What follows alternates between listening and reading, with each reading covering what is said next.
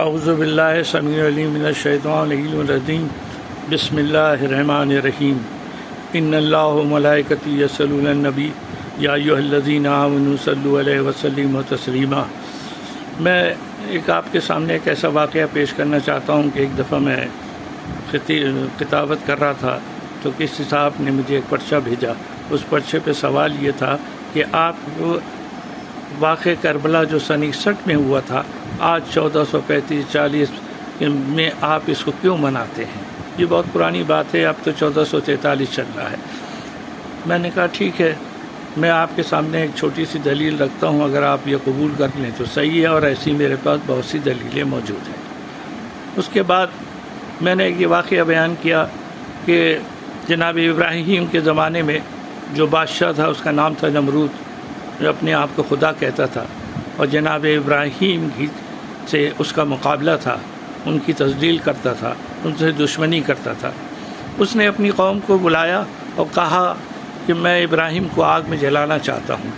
اور اپنی قوم کو حکم دیا کہ فلاں صحرا میں جا کے لکڑیاں جمع کرنا شروع کر دو،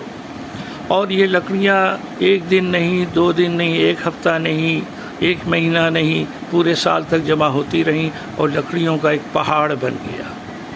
میرا سوال یہ تھا کہ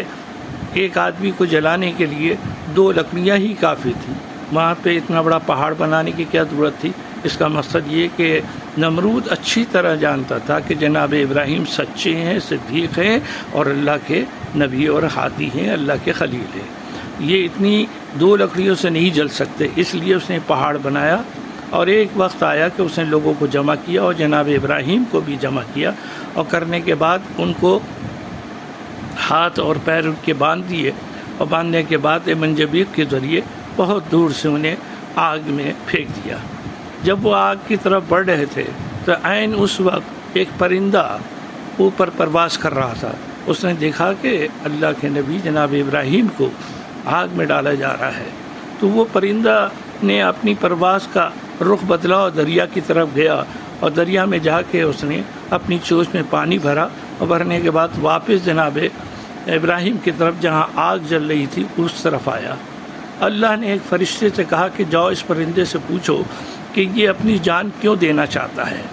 یہ اس آگ کی طرف کیوں بڑھ رہا ہے۔ تو فرشتے نے جب اس پرندے سے پوچھا تو اس پرندے نے ایک ہی جواب دیا، کہا کہ مجھے پتہ ہے کہ میری چونچ میں جو ایک قطرہ ہے یہ آگ کو تو نہیں بجھا سکتا، لیکن میں یہ چاہتا ہوں تاریخ میں جب کوئی واقعہ لکھا جائے اس جناب ابراہیم کا، تو اس میں میرا نام جناب ابراہیم کو جلانے والوں میں نہیں، آگ کے ذریعے آگ سے جلانے والوں میں نہیں، بلکہ انہیں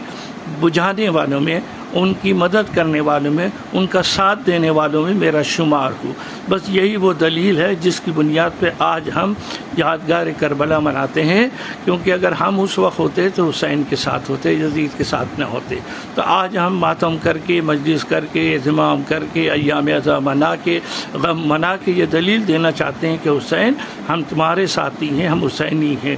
واللہ علی العظیم۔